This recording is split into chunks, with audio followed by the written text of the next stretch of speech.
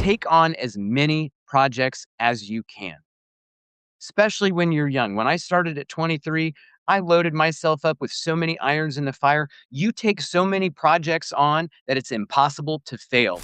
Reporting from Washington, D.C.'s Rip and Flip Studios, it's the Rip and Flip Podcast with Al Block. Welcome to another edition of Rip and Flip. Coming to you from the Washington, D.C. studios. And today you are in for a treat.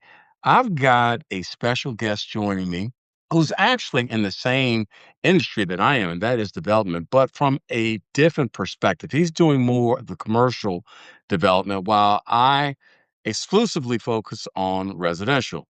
So joining me, I've got Jeremy Yost on the show. Jeremy, welcome to the show. Good morning, Al. Thank you so much for having me. I'm so excited to be here. Jeremy, again, it is all my pleasure to have you on. And again, I really do appreciate you taking time out of your busy schedule to join me for the show. So, Jeremy, I'm going to jump right into this. Jeremy, for the people that may not know your background or who Jeremy Yost is, tell me what first pulled you into real estate development? Well, for most people that don't know me, Al, I got pulled into real estate because of my dad. Okay. I idolized my dad growing up. My dad became an entrepreneur later in life. Believe he was about 50 years old after he retired from the Department of Corrections and opened up a restaurant and bar.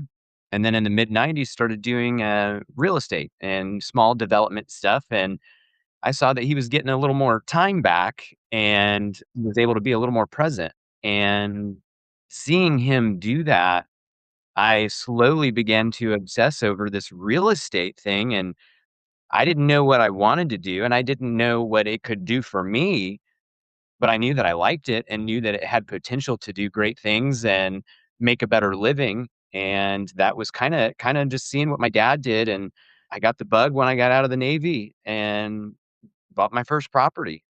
Okay. So, Jeremy, that's interesting. So, let me ask you this. When was the moment you realized that you weren't just doing deals, that you were building a development business? It would have Because been like 2012. Uh-huh. I had just I'd done a couple assisted livings and working on our second new construction multifamily.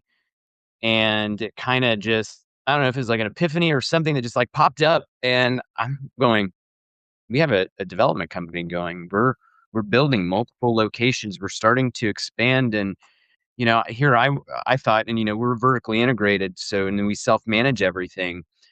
Going, I don't have to hire. I'm hiring more employees.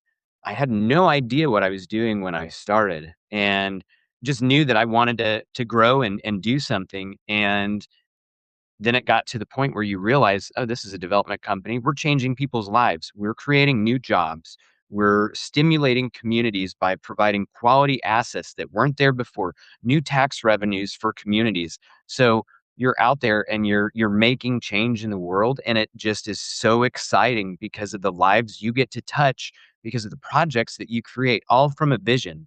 And that was what it was for me. Yeah. So it sounds like you've got a good cadence going with the business. So I do want to ask you this because obviously I'm in the business too, but from a different perspective. Again, I focus exclusively on residential. So the question is this, Jeremy. What early mistakes or mistake shaped the way you potentially operate today, if there were any? And in this business, we all encounter some mistake or another. So anything that comes to mind or top of mind? Absolutely. I can tell you that I was a big old pushover when I first got into real estate. And you cannot be a pushover in real estate by any means. And what I mean by pushover, I would let tenants take advantage of me at first. And everybody's got an excuse to why they're not paying their rent, why they're not doing this, why they're not doing that. So it's one of those issues that I started losing money and I realized that I can still be in this business and have a heart and have sympathy for those that follow the rules. And if they are having financial struggles, make sure you give us the proper notice where you've got the ability, where you've got a plan of action to be able to pay. But it hit me after a couple of years then. I was like, "Man, I can't just be a nice guy 24/7 because it's gonna bite me in the butt and I'm gonna go out of business. And I'm in the business to make money, and I have to have a stronger backbone." And that was probably the most important thing. So talk to me about your decision-making process when you are evaluating a new development project. What goes into that? Are You you a know one-man band? Are you working with do you have a complement of team members? What goes in that decision-making process? Yes, sir. So my partner John, he lives down in Florida. We evaluate several deals. He helps with site selections, different things like that. My partner Rain, we're like the dynamic duo. Her and I tag team everything together. We go into every community. We, meet with the city staff. So her and I are primarily for our company.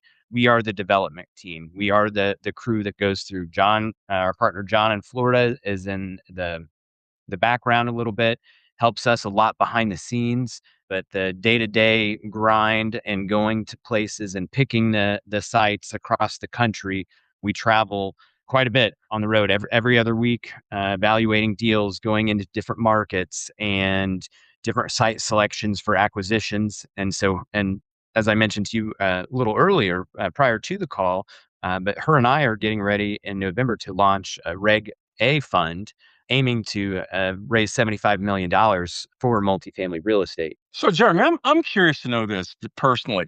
So for me, I've been doing what I do now for a number of years, real estate. I actually flip homes. And for me, when I look at opportunities, in fact, I got a call today. Where I'm going is opportunities as of late, they come to me. Mhm. People know what I do. And, again, I got a call earlier today about a property that might be a good fit for my portfolio. I'm curious to know, how does your opportunities do you have a radar setup where you are actively searching for properties that have been on your radar, I don't know, a couple months, couple years, or are people bringing these opportunities to you? How does that work in the commercial space, specifically for Jeremy Yost? Yeah, so we get a lot of commercial deals that come through for multifamily every single week. Oh, okay. Dozens of deals that flow through. Rain and I built our operating system around AI, and so Oh, we oh, have a team of AI workers for us that go in and underwrite our deals with us. got it. So we can kind of see they do a little triage for us, and then we go in and get that human touch. That's a perfect segue. So, talk to me about this. What's a development trend that you think many investors misunderstand about the industry, about the business? Is there anything that comes to mind?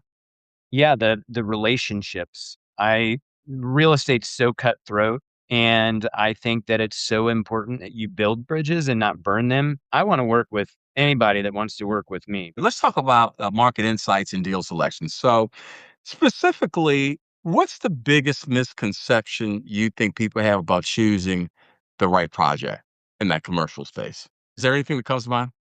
Oh, yeah, overthinking. I agree That's with the that. that's the biggest thing is people overthink it, you know? Try to keep it simple. Do your basic underwriting. Look at the market around you. Yeah. I'm sure my listeners want to know this. How do you take on risks when evaluating larger and more complex projects? What goes into that? So, I firmly believe in taking risk. It needs to be calculated because at the end of the day, any opportunity that's left on the table is could have been the thing that changed your life. So pay attention to what comes across your desk. Talk to me about a deal that you may have passed on that validated your instincts. Yeah, so there was a deal that we looked at a few years back, and it was during COVID, and financials looked good, bottom dollar looked good, wanted to go see the property. So I'm like, everything checked out on paper. Going through the offering memorandum, things looked good there. I was like, I'm gonna take on this risk. I'm gonna make an offer as soon as I get done with this. Walked the property, all the roofs were old. They took real good photos, real good marketing photos. I don't know if it was the way the sunlight was hitting it and their photos looked good or whatever kind of magic, Photoshop, who knows? Right. Regardless, I got there. I had so many questions. Well, why wasn't this reported in the offering memorandum? The roofs look like they're Right. like 30 years old. Windows, you've got, cracks everywhere. There's foundation issues. So it was one of those things on paper prior to seeing. I'm like, man, this is good as gold. I'm ready. I'm so pumped. I'm going to go in there. I'm going to make this offer. I'm going to get this property. And I get there and my jaw drops in the worst way. Not a good jaw drop. Execution, construction, and project management, right? And what I mean specifically is, what's the hardest part of managing development through your lens from the actual conception to the completion phase of your project? I mean, I go through that every day with what I do. I'm curious to hear from your perspective, what's your take on that? What's the hardest part of that from conception to completion? Because there are a lot of moving parts in between that whole process. There is because you've got your whole process with the municipality, your building plans, everything that ties into that. Yeah. You're knocking your plans out, you're getting everything set, you've got your permits. Yeah. Well, then that's just one checkbox. Next thing is, okay, you got all your permits. Now it's time to move dirt. Yeah. Well, now you now it's time to manage the general contractor and directly hands-on with them. What's our schedule gonna be like? Here's our timeline. And normally what we do is we come in and we get those approvals, see how construction starts our project off, and our typical cookie cutter that we build is 56 units, all duplexes, 1, 2, 3 bedrooms, walking paths, it looks pretty. Management on-site, laundry facility for the residents, washer dryer hookups in every unit. Man, we turned that around in 6 months. From the time we moved dirt, we're open 6 months later. Yeah. Yeah. I hear you loud and clear. And Uh, it's pushing and managing your team. You've got to make sure all your vendors show up, your subcontractors that need to be there that are yeah. and managing those. And, we have a wonderful working relationship with unions and non-unions. We support everybody that supports our projects that can just come in and do it with the budget that I'm allotted from my lenders. And as long as everybody can stay within those limits, we work with everybody and just expect them to, come in and bust their butts and at the end of the day, go home and make sure we have a nice finished project. Yeah, sure. So I'm sure you would agree with this, but this statement here. I mean, you're probably only as good as your team, right? And where I'm going with that is this: how do you build and maintain a good construction team? Because this is whether you are doing residential or more complex along the lines of what you're doing, the right team, I mean, it can make or break you. So talk to me about building and maintaining good folks around you, that being your team. Talk to me. So, yeah, on I'll start just on the construction side of thing. Our building relationship spans over 30 plus years with the same general contractor. That's trust. And you know what else that is? Man. That's that's family. You get to Yeah, the point because you said it, it can make or break you. yeah, Literally, because those contractors, the general contractor is your most important person on your development team when you're building because they control your wallet. They control your destiny. You're on the hook for that construction guarantee, and they're the ones that can make or break you. And then when you go into your core team of our development and property management side, I'm just one person. And in my opinion, I'm nobody without my team because I am one person. yeah, I don't have employees, I have team members. We're all a team. I have a specific job that I do, but I couldn't do what I do without Rain or without Amber and sure. the teams below them. We're all working together because I couldn't be out developing if Amber didn't have such a kick butt management team. I couldn't be out making deals and Rain and I going out and pitching our funds and doing A, B, C, and whatever because that core team and you build those relationships. When you make those hires, you make sure that those people have the same mission that you have because if somebody's off guard, it takes one person to mess that train up, and you have to be selective and build the people you want around you. Otherwise, you're not gonna level up because you're only as good as what you're surrounded with. Amen. You could Preach. not have said it better. So, Jeremy, what's one construction mistake you've made that you'll never make again? One time we built in a flood area, and man, that was a crazy pain in the rear. We ended up putting in inverted crown roads to float to make everything drain towards the center and kind of like Yes. drop down. We put those in. There was a pond behind the site that we ended up turning into. It was maybe a, I don't know, a 30-foot pond that we ended up making like 4 acres worth almost of a massive pond because we needed the backfill, needed the extra. And then we ended up having to build a weir, which is a mini dam, and a 100-foot concrete wall. Wow. Wow. It's pretty extensive there. It was crazy, and I won't do an awkward site that is a potential flood area again. Now, I can tell you that that property now is 15 years old, and it's never flooded.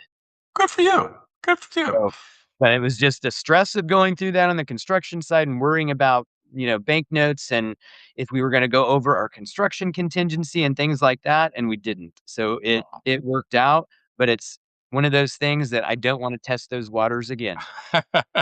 Good for you. Hey, so let's talk a little bit about financing, partnerships, and capital, right?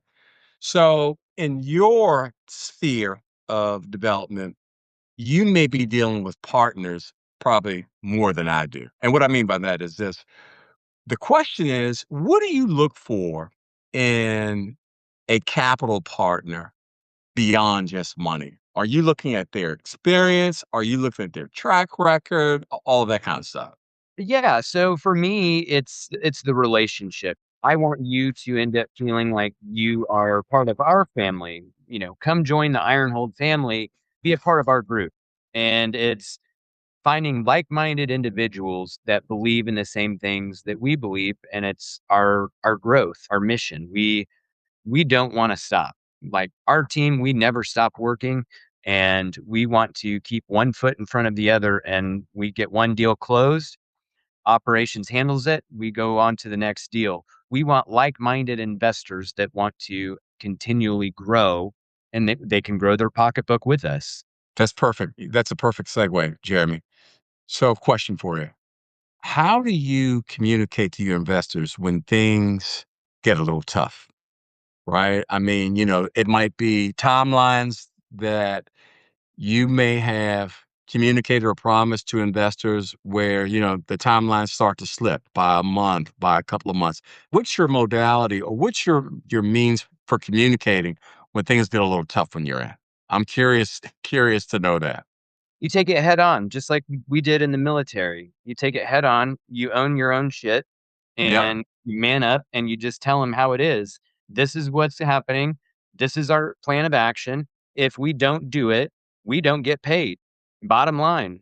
And, that is something that I still firmly believe in my Navy core values of honor, Yeah. courage, and commitment, man. And it's one of those things that in my mind, there is nothing I can't do, and the Navy made me that way. The Navy made me that way because they broke me down to nothing and then built me back up to where I don't think there's anything I can't do, and I've lived and breathed with that, and here I am, year 18 right now.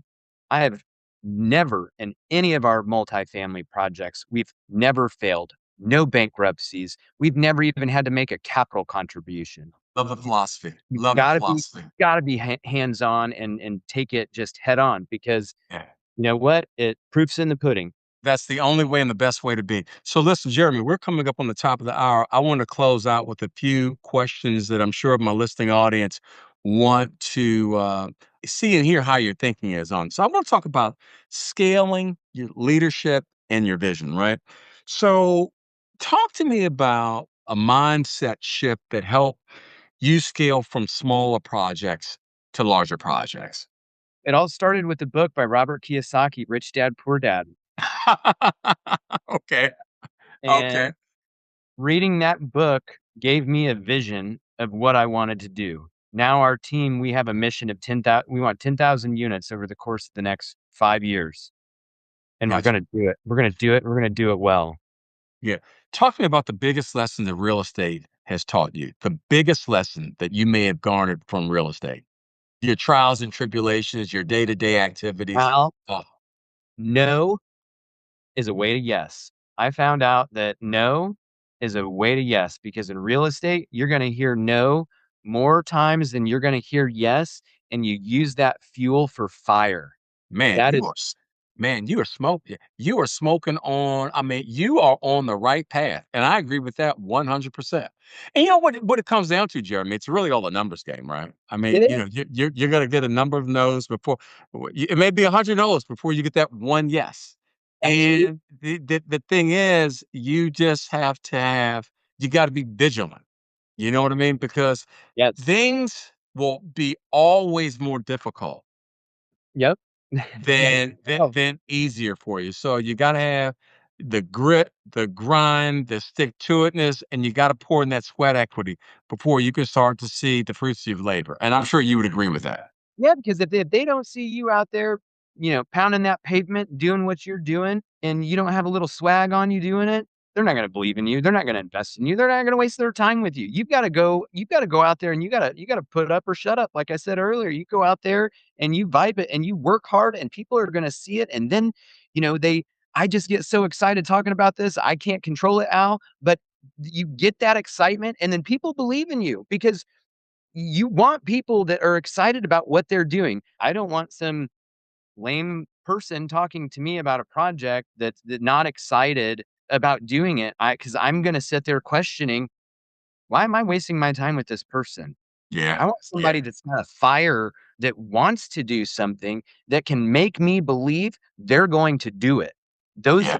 Those are the people that are gonna succeed. Those are the people that are gonna continually to do well. Those are the ones that will scale because they have a plan of action.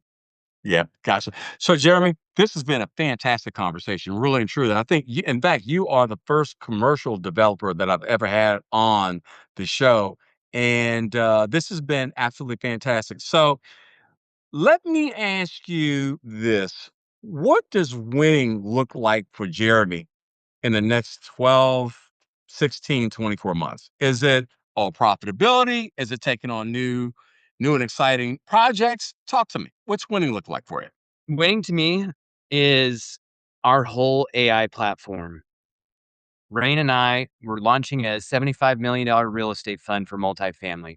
We are so different than every other operator that's out there. We're probably, I can almost guarantee, in the top 10% of AI operator companies. We don't just have some Claude subscription. We have a full team of AI around us that answers to humans. We are on the forefront of everything. So as we grow, we can scale and we scale with less. We don't have to have too much overhead. So winning is our ability to scale to protect investors' bottom line because we're not going to overdo it with all this extra overhead. We want to scale, we want to continue to grow, but we want to be able to make sure our investors have the best chance at getting their returns and putting more money in their pockets so that way they can do more deals with us. And that is our core thing is we are on that forefront of AI operations that no other operators are going to be able to touch us. There you have it, folks. Hey, Jeremy, this has been absolutely fantastic. So, Jeremy, are there any parting words that you can leave or will leave with my listening audience? Because there's someone out there that is at their cubicle, driving in their car, that's listened to this podcast, and you have said something to strike a nerve within somebody. Any parting words for my listening audience? Absolutely. Guys, listen up. The world's not perfect. No human's perfect. But what I can tell you, if you want to be an entrepreneur, you want to get into real estate, take on as many projects as you can, especially when you're young. When I started at 23, I loaded myself up with so many irons in the fire. You take so many projects on that it's impossible to fail. And you put everything that you have into it, and you will be successful. And if you don't do that, you're holding yourself back. Don't do it. Go all in, believe in yourself, because if you believe in yourself, you're not going to fail. Man, you sold me. Great way to close. Great way to close. Jeremy, so where can people find Jeremy Yost and learn a little bit more about who you are, what you're doing, some of the projects that you have underway? Absolutely. Follow me on Instagram at Jeremy R. Yost. Check me out at www.ironholdam.com is our company website. Check out all of our properties. We post daily on Instagram for Ironhold AM. That is our handle there too. Follow us. We've got tons of projects that we're talking about. We're going all over. We're hitting it hard. We've got new construction projects lined up in Wisconsin, Minnesota, and Texas right now, and about 80 million worth of new construction in the pipeline in just Illinois. So, guys, go out there, make it what you want. Work hard, don't be lazy, and go kick ass. There you have it, folks. Jeremy, a real treat to have you on, and Thank we'll you have to so have much. you back on someday for sure. Okay. Yes, sir. I would love it. Take care, man. All right, brother. Appreciate you. Bye bye. Take care.